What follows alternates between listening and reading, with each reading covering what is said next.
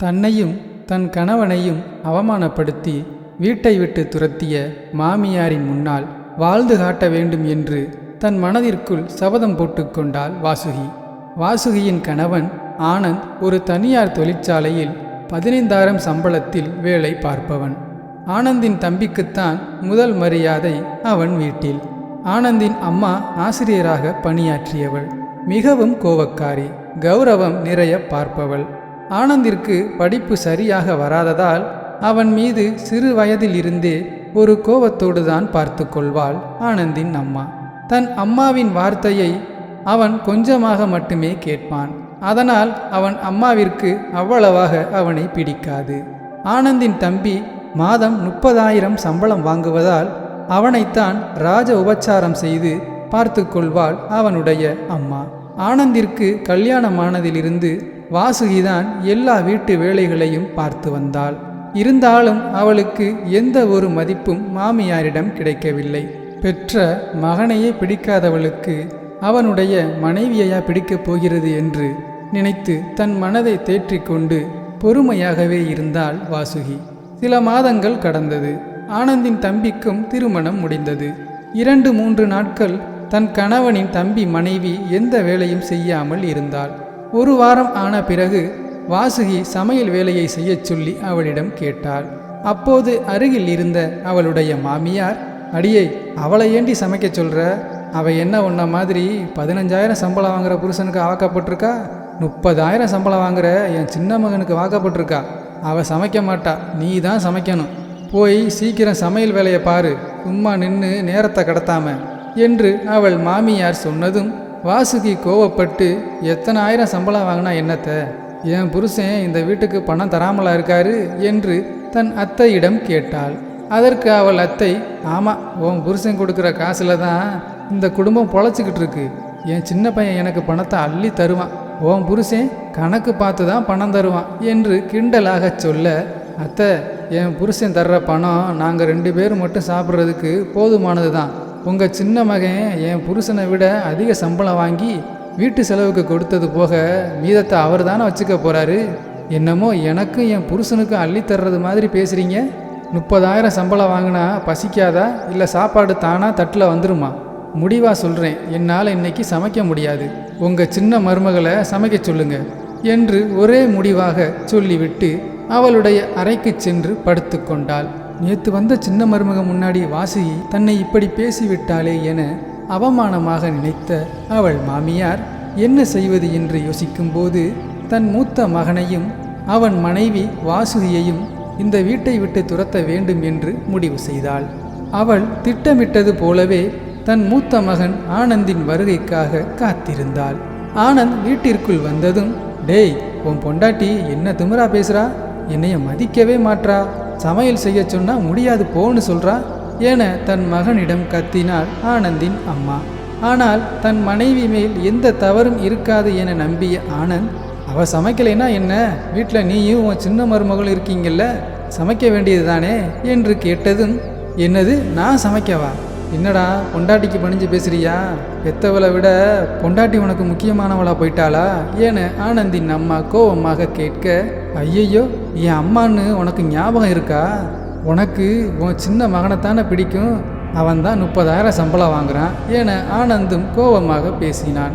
ஆனந்த் தன்னை மதிக்கவில்லை என்றதும் அவனை பார்த்து அவனுடைய அம்மா, உன் பொண்டாட்டி இந்த வீட்டு வேலைக்காரி தான், அவ வேலை செய்ய மாட்டேன்னு சொல்லிட்டா, அவ இங்கே இருக்கக்கூடாது என்று சொன்னதும் ரோசக்காரனான ஆனந்த் தன் மனைவியை அந்த நிமிடமே அழைத்து கொண்டு வீட்டை விட்டு வெளியே வந்துவிட்டான். கோபத்தில் தன் மனைவி வாசுகியுடன் வீட்டை விட்டு வெளியே வந்த ஆனந்திற்கு எங்கே செல்வது என தெரியவில்லை. இரவு நேரம் என்பதால் தன் மனைவியின் ஊருக்கு கூட செல்ல முடியவில்லை. அதனால் அருகில் இருக்கும் கோயிலில் சென்று இந்த இரவு தங்கலாம் என முடிவு செய்து தன் மனைவியுடன் கோயில் பிரகாரத்தில் கவலையுடன் அமர்ந்தான். தன் கணவன் வருத்தப்படுவதை பார்த்த வாசுகி, என்னங்க நீங்க, எதுக்கு இதுக்கெல்லாம் வருத்தப்படுறீங்க?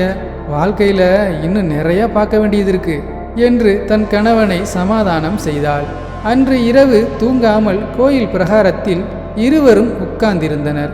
விடிந்தவுடன் தன் மனைவியை அழைத்து கொண்டு மாமியார் வீட்டுக்கு சென்று வாசுகியை அங்கேயே விட்டுவிட்டு நல்ல வீடு ஒன்றை வாடகைக்கு எடுத்து எல்லா பொருளும் வாங்கிய பிறகு அவளை வந்து கூட்டிச் செல்வதாக சொல்லிச் சென்றான். வாசுகியும் தன் கணவனை வழி அனுப்பி வைத்தாள். 2-3 நாட்களுக்குள் ஆனந்த் சொன்னபடி ஒரு வீட்டை வாடகைக்கு எடுத்து சமையலுக்கு தேவையான பொருளையும் வாங்கிவிட்டு தன் மனைவியை அழைக்க வந்தான். ஆனந்தை பார்த்ததும் வாசுகி மிகவும் சந்தோஷமாக, "என்னங்க, வீடு வாடகைக்கு எடுத்துட்டீங்களா?" என ஆவலாக கேட்க, "எல்லாமே ரெடி" என்று ஆனந்த் சொன்னவுடன் தான் வாசுகியின் மனது சந்தோஷப்பட்டது. பிறகு தன் மனைவியை அழைத்து கொண்டு சொந்த ஊருக்கு வந்து வாடகை வீட்டில் தங்கி குடும்பம் நடத்தினான்.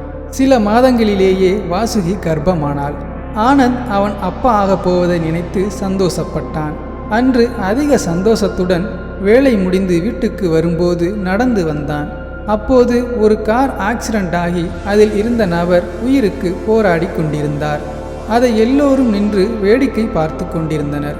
ஆனால் ஆனந்த் அவரை உடனே ஹாஸ்பிட்டலுக்கு அழைத்துச் சென்று அவருக்கு தேவைப்பட்ட இரத்தத்தையும் அவனை கொடுத்து காப்பாற்றினான். சிறிது நேரத்திலேயே ஆக்சிடென்ட் ஆகியவரின் மனைவியும் குடும்பத்தாரும் வந்துவிட்டனர். அவர்களிடம் அவரை சரியான நேரத்தில் கொண்டு வந்து இரத்தமும் கொடுத்து காப்பாற்றியது ஆனந்த் என்று அங்கிருந்த டாக்டர்கள் சொன்னதும் அவரின் குடும்பத்தினர் ஆனந்தை கையெடுத்து கும்பிட்டு நன்றி சொன்னார்கள். இரவு அதிக நேரம் ஆனதால் அவர் குடும்பத்தாரிடம், "அவரை நல்லா பார்த்துக்கோங்க, என் மனைவி தனியாக வீட்டில் இருப்பா, அவள் கர்ப்பமாக இருக்கா, நான் வருவேன்னு எதிர்பார்த்து காத்திருப்பா, நான் கிளம்புறேன்" என்று சொல்லி கிளம்பினான். அவரின் குடும்பத்தாரும் ஆனந்திற்கு நன்றி சொல்லி வழி அனுப்பி வைத்தனர். 2 மாதம் கழித்து நன்றாக உடல் சரியாகி விபத்தில் சிக்கிய நபர் ஆனந்தின் வீட்டிற்கு அவனை தேடி வந்தார். அப்போது ஆனந்த் வீட்டில் இல்லாததால் அவன் மனைவி வாசுகியிடம் அவர் நடந்ததை சொல்லி, "உள்ளே வரலாமா?" என்று கேட்டதும், "வாங்க சார்" என்று அவரை உள்ளே அழைத்த வாசுகி அவருக்கு டீ போட்டு கொடுத்து உபசரித்தாள். பிறகு அவர் வாசுகியிடம், "நீ கர்ப்பமாயிருக்கியாமா?" என கேட்க, "ஆமாம் சார், இது எனக்கு 3வது மாதம்" என சந்தோஷமாக சொன்னாள். "ஏமா இவ்வளவு சின்ன வீட்டில் இருக்கீங்க? ஆனந்த் என்ன வேலை பார்க்குறார்?" என்று கேட்டதும் வாசுகி அழுது கொண்டே தன் மாமியாரை பற்றியும் தங்கள் நிலைமையை பற்றியும் விவரித்தாள். அப்போது வெளியே சென்ற ஆனந்த் வீட்டுக்கு வரவே தான் ரத்தம் கொடுத்து காப்பாற்றிய நபர் தன் வீட்டில் இருப்பதை பார்த்து மிகவும் ஆச்சரியத்துடன் சந்தோஷப்பட்டான். "வாங்க ஆனந்த், என்னை காப்பாற்றினதுக்கு ரொம்ப நன்றி. என்னை சுற்றி எத்தனையோ பேர் வேடிக்கை மட்டுமே பார்த்து நின்னப்போ நீங்கள் மட்டும்தான் உதவி பண்ணீங்க. ரொம்ப நன்றி. அதனால் நீங்கள் செஞ்ச உதவிக்கு கைமாறா நானும் உங்களுக்கு ஒரு உதவி பண்ணணும்னு நினைக்கிறேன். அதை நீங்கள் கண்டிப்பாக ஏற்றுக்கணும். நாளையிலிருந்து நீங்கள் என் கம்பெனிக்கு வேலைக்கு வாங்க. உங்களுக்கு சம்பளம் 50,000 வரைக்கும் என்னால் தர முடியும். உங்களுக்கு தனியாக ஒரு வசதியான வீடும் தர்றேன்" என்று மகிழ்ச்சியுடன் சொன்னார். முதலில் அதை மறுத்த ஆனந்த் பிறகு அவரின் வற்புறுத்தலுக்காக ஏற்றுக்கொண்டான். தான் யோசிக்காமல் செய்த உதவி இப்படி தன் வாழ்க்கையை மாற்றும் என நினைக்கவில்லை என்று ஆனந்த் சந்தோஷப்பட்டான். மறுநாள் அவர் கம்பெனிக்கு வேலைக்கு சென்றான். அவர் சொன்னது போலவே வசதியான வீடும் கொடுத்து வேலையும் கொடுத்தார். ஆனந்தும் அவன் மனைவி வாசுகியும் அந்த வசதியான வீட்டில் சந்தோஷமாக வாழ்ந்தனர். வாசுகிக்கு 7 மாதம் ஆனதும் அவளுக்கு வளைகாப்பு நடத்த திட்டமிட்டான் ஆனந்த். வளைகாப்பிற்கு தன் அம்மாவையும் தம்பியையும் அழைக்க காரில் சென்றான். ஆனந்த் காரில் வருவதை பார்த்து அவன் அம்மாவும் தம்பியும் ஒரு நிமிடம் அதிர்ச்சியில் உறைந்து போனார்கள். சில வினாடிகள் கழித்து சுய நினைவுக்கு திரும்பினார்கள். ஆனால் ஆனந்த் எந்தவித பந்தாவும் இல்லாமல் தன் அம்மாவையும் தம்பியையும் தன் மனைவியின் வளைகாப்பிற்கு அழைத்தான். அவர்களும் வருவதாக தலையை மட்டுமே அசைத்தனர். பிறகு வளைகாப்பிற்கு வந்த ஆனந்தின் அம்மா, தம்பி, அவன் மனைவியும் ஆனந்த் வாழும் வீட்டை பார்த்து பொறாமைப்பட்டனர். அப்போதுதான் ஆனந்தின் அம்மாவிற்கு ஒரு கிறுக்கு யோசனை தோன்றியது. இவளை வீட்டை விட்டு துரத்தவும் தான் ரோசப்பட்டு எப்படியோ முன்னேறிட்டா. இவளை கடைசி வரைக்கும் வீட்டு வேலைக்காரியாவே வச்சிருந்தா காலுக்கு கீழே வச்சு நசுக்கியிருக்கலாம் என்று யோசிக்க, அதை புரிந்து கொண்ட வாசுகி, "என்னத்த, இவளை வீட்டை விட்டு துரத்தவும் தான் வசதியாக வாழ்றா. இவளை நம்ம வீட்டோட துரத்தாமல் வச்சிருந்தா நம்ம காலடியிலே இருந்திருப்பான்னு தானே நினைக்கிறீங்க?" என்று கேட்டதும் ஆனந்தின் அம்மாவிற்கு தூக்கி வாரி போட்டது. அப்போது அங்கு அருகில் இருந்த ஆனந்தும் தன் மனைவி வாசுகி சொன்னதை கேட்டு நமட்டு சிரிப்பு சிரித்தான். வாழ்க்கையில் அதிர்ஷ்டம் மட்டுமே உங்களை முன்னேற்றாது.